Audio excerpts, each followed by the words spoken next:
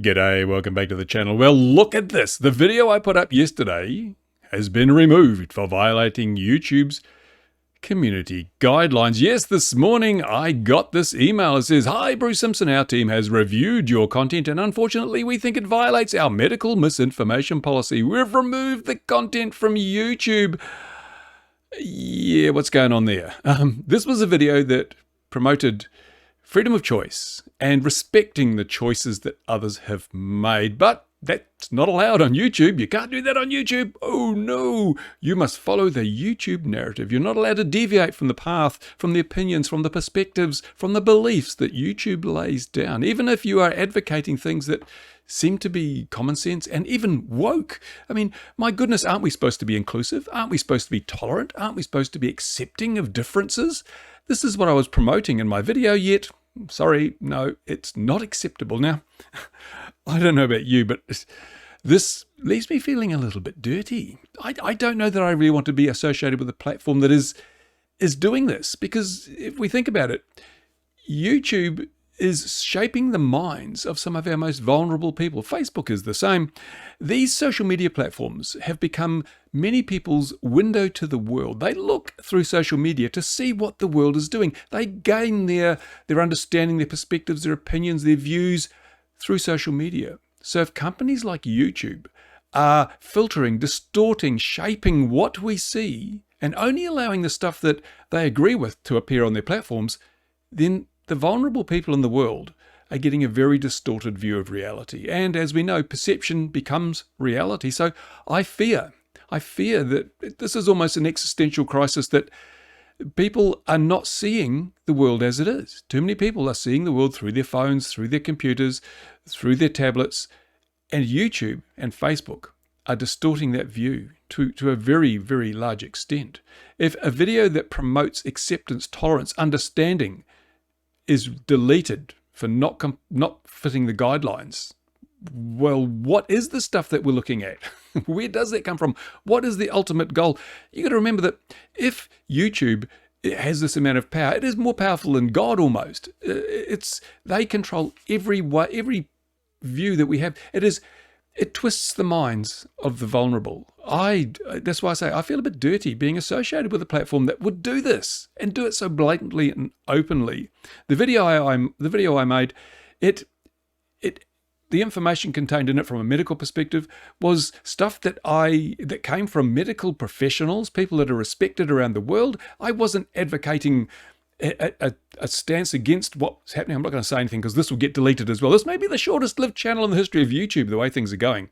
But it's like, I'm sorry, I might have to have a reevaluation of my career path here, because, as I say, I feel dirtied. I feel, kind of unclean being on this platform when I know that if I do anything that they don't like, not that it's illegal, not that it's unsavory, not that it's dangerous or distasteful, as long as it just doesn't comply with YouTube's view of the world, it's going to get wiped out. This is awful. I have full empathy now for Eli the computer guy. If you don't know what happened there, you want to go and look at the background of Eli the computer guy. He had a very popular channel, over 1 million subscribers, and he pivoted a bit and started talking about this latest thing, and YouTube started striking down his videos. Even though he was like me, he was just producing videos that were, not advocating that you don't do something. They were just explaining things. It's I don't know. I despair. I really despair. You can see now why I started this channel.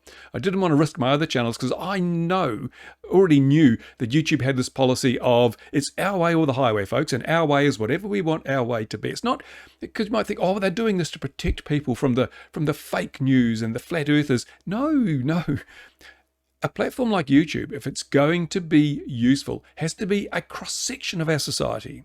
You can't just cherry pick and say, oh, we like this bit of society, we like that, but we're not going to allow this bit because we're not going to have flat earthers because we think the earth is round. As I mentioned in the video, which got deleted, this is a case of things change over time. Here's an example. I don't know if I mentioned it in my last video. I probably didn't.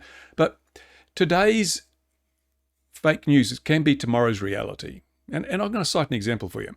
Back in the day of Galileo, the Catholic Church was effectively omnipotent. They ruled the world. They were, in Europe, they were the political power, the Catholic Church.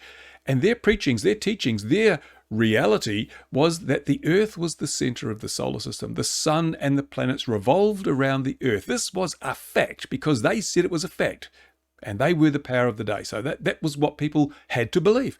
When Galileo came along, he said, no, I've made observations, and the science tells me that the sun is the center of the solar system and the Earth revolves around the sun. Well, that was heresy. That was like saying something like I said yesterday on YouTube.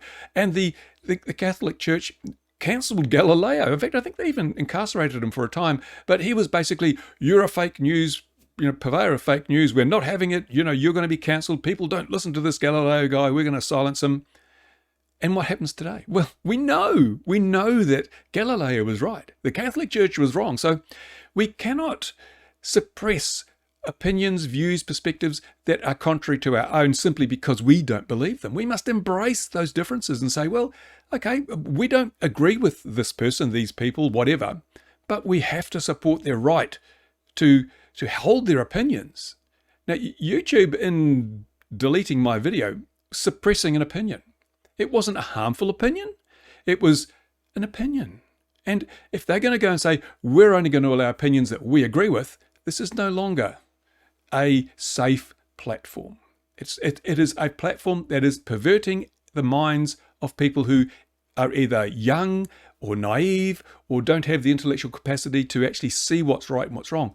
They're suppressing that freedom. It's like jailing Galileo because you don't like what he says. This is what YouTube's doing. They are marginalizing people who don't agree with them.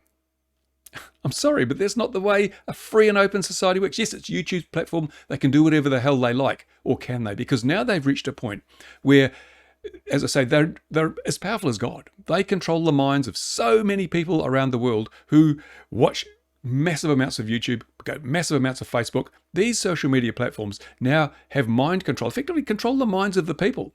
And they can shape and mold people's attitudes, perspectives, opinions in a very dangerous way. And just as we have antitrust laws to prevent large corporations from abusing their powers, I really do think now, much as I hate to say it, it's time that we had laws controlling social media.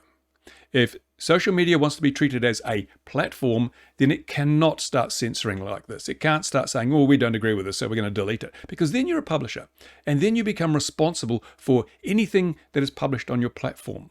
And if you get it wrong, or if stuff is published which is bad, then you, the platform, become responsible and liable. At the moment, platforms claim that they're immune because they're just like the postal service or just like the telephone company. They're just a carrier of this information. But the postal service doesn't open every letter and make sure it doesn't contain drugs or illegal substances, do they? That's how they get their carrier status. They're carriers in the eyes of the law because they are not expected to know or control what's in their system. It's all it's in an envelope. And it's the same with the telephone company. They're not expected to listen to every call and make sure it's not someone plotting some nefarious deed. But YouTube is doing exactly this. They are selectively deleting and picking content on their platform. They are not a carrier. They should be subject to the laws that say if you are going to censor and shape and filter information, you are a publisher and you must be held responsible for the stuff that appears on your platform. Things have to change. This is a terrible situation. I knew this would probably happen. I didn't expect it to happen on my second video, and I was specifically careful in that video not to make medical claims, not to present possibilities as facts, and not to suggest that people should do one thing or the other, but simply that they should have a choice when it comes to these things. And YouTube is anti-choice. It's anti-freedom. It's anti any opinion that doesn't fit its own narrative, its own agenda for shaping how people think and what their opinions are. It's unacceptable, absolutely unacceptable. This may be my second community. Watch this video, archive it. It may disappear because, again, it's not fitting the narrative. I don't know what you people think, but go down there and tell me, is it as bad as I think it is?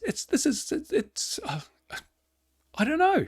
Really, seriously, this is not good. This is not good. I wish parents would realize just how vulnerable their children are to what YouTube, Facebook, and other social media platforms are doing with their minds. It's, perception is reality. And these platforms are creating the perception and thereby creating a reality that is really kind of dangerous. Anyway, have your say. Go down there. Thanks for watching.